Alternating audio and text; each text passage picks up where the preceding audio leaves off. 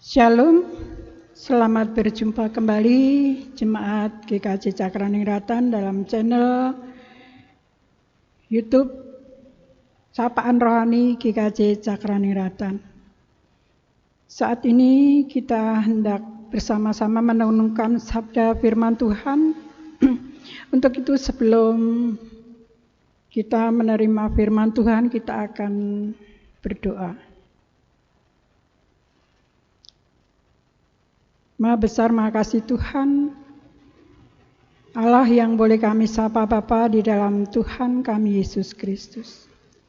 Terima kasih untuk pemeliharaanmu di dalam hari-hari yang kami lalui, dan Engkau senantiasa memberikan kekuatan melalui firman-Mu yang kami dengar setiap saat. Dan pada saat ini Bapa, kami hendak mendengarkan sabda firman-Mu. Berikan kami hati yang senantiasa siap untuk menerima taburan firman-Mu. Roh Kudus kiranya berkarya di dalam setiap hati kami, sehingga kami mampu memahami apa yang menjadi kehendak-Mu di dalam firman yang kami dengar pada saat ini. Hamba-Mu yang Kau persiapkan Bapa berkati, sehingga mampu menyampaikan sabda kebenaran-Mu dengan baik. Terima kasih Bapa, ampunkan jika ada dosa terselip di dalam kami berdoa. Dalam nama Tuhan kami Yesus Kristus kami berdoa dan mengucap syukur. Amin. Bapak Ibu yang dikasihi dan mengasihi Tuhan, firman Tuhan yang hendak kita gumuli pada saat ini, saya ambil dari Pengkhotbah 10 ayatnya yang keempat, yang demikian bunyi firman-Nya. Jika amarah penguasa menimpa engkau, janganlah meninggalkan tempatmu, karena kesabaran mencegah kesalahan-kesalahan besar.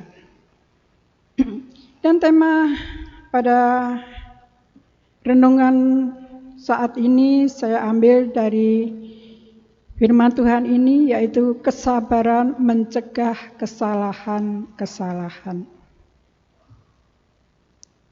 Seberapa banyak kita melalui hari-hari yang diberikan oleh Tuhan dalam meniti dan penguasaan diri dalam kesabaran, di dalam berproses, di dalam melalui hari yang diberikan Tuhan, apakah kita melaluinya dengan penuh kesabaran ataupun tidak? Karena proses itu yang akan menentukan bagaimana kehidupan kita. Sabar adalah kebalikan dari amarah. Kata marah ataupun terburu-buru, kalau orang Jawa bilang gerusa-gerusu. Semuanya harus segera dan cepat diwujudkan. Kadang kalau kita berdoa pun sering kali, kenapa tidak Tuhan berikan segera apa yang kita mau, apa yang kita mohon, apa yang kita pinta. Bagaimana kehidupan kita selama ini? Apakah apa yang kita rasakan saat ini adalah hasil dari kesabaran kita? Apakah karena ketidaksabaran kita yang seringkali membuat kita terburu-buru di dalam mengambil sikap maupun keputusan melalui ketidaksabaran itu ataupun kesabaran itu? Itu yang akan menentukan bagaimana hidup kita. Hasil dari kehidupan kita itu ditentukan di mana kita mengambil keputusan itu dengan sabar ataupun dengan ketidaksabaran. Sabar dalam perkataan, sabar dalam perbuatan, ataupun sabar di dalam mengambil keputusan. Nah, ini tentunya sesuatu yang tidak mudah. Seringkali kita cepat sekali bereaksi ketika seseorang mengatakan atau mencela kita. Bukan hanya dengan perkataan kita menjawab, tapi seringkali juga di dalam jari-jari kita. Ketika kita menjawab WA ataupun menjawab sesuatu di medsos. Nah, itu seringkali akan membuat kita terjerumus, terjebak di dalam sesuatu yang tidak mengenakan, bahkan bisa membuat kita berurusan dengan hukum. Nah, Bapak Ibu yang dikasihi dan mengasihi Tuhan, kita saat ini diajak untuk sabar. Sabar di dalam perkataan, artinya kita harus mencerna apa yang dikatakan oleh orang dan bagaimana kita menanggapi perkataan orang terhadap kita ataupun di dalam suatu pergaulan. Dan juga sabar di dalam perbuatan. Karena seringkali perbuatan kita yang terburu-buru justru akan mengundang sesuatu yang tidak baik di dalam pergaulan kita. Nah, di dalam Amsal 16 ayat yang ke-32 mengatakan bahwa orang yang sabar melebihi pahlawan. Orang yang menguasai dirinya melebihi orang yang merebut kota. Artinya apa? Bahwa kesabaran itu akan membawa kemenangan. Walaupun seringkali itu melalui proses yang panjang. Melalui proses yang tidak mudah. Karena kesabaran itu memerlukan penguasaan diri. Menguasai ego kita. Menguasai apa yang hendak kita lakukan, apa yang hendak kita keluarkan dalam bentuk kata-kata. Apabila kita bisa melalui itu, maka kita akan disebut sebagai seorang yang melebihi pahlawan.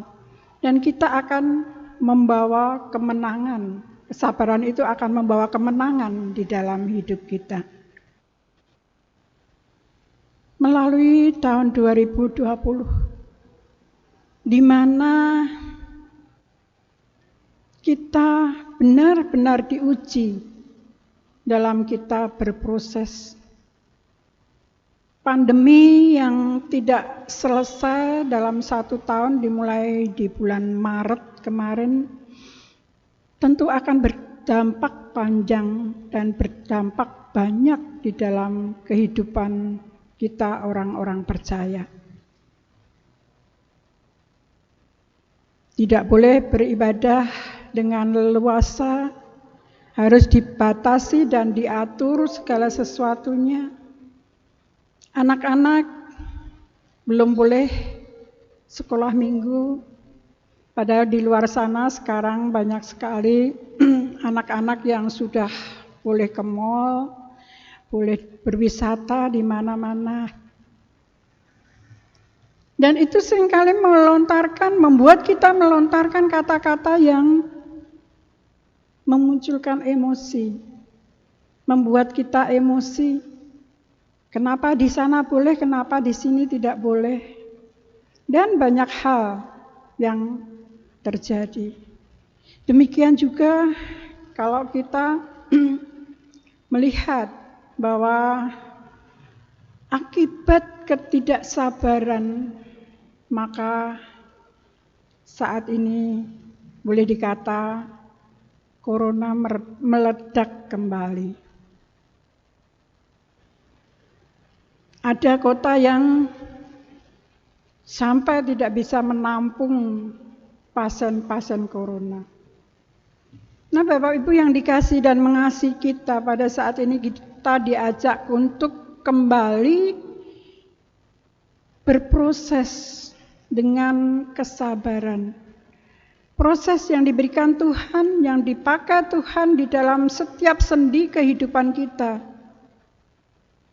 Mari kita senantiasa oleh pertolongan Roh Kudus dimampukan untuk melalui proses ini dengan sabar. Melalui proses ini dengan percaya bahwa Tuhan akan memampukan kita menguasai diri kita. Dan Roh Kudus akan memampukan kita dalam ujian kesabaran ini. Buah roh yang diberikan Tuhan bagi setiap orang yang mau berproses. Di dalam Galatia 5 ayat 22 bahwa kesabaran, penguasaan diri itulah salah satu dari buah roh itu. Mari kita senantiasa menghasilkan buah roh itu di dalam kehidupan bergereja kita. Kita tunjukkan bahwa kita senantiasa melekat pada pokok anggur itu dan kita mampu mengeluarkan buah roh itu. Kasih, sukacita, damai sejahtera, penguasaan diri dan kesabaran itu. Mari kita melewati tahun-tahun yang penuh dengan pencobaan ini, penuh dengan ujian ini dengan penuh kesabaran oleh pertolongan Tuhan Yesus.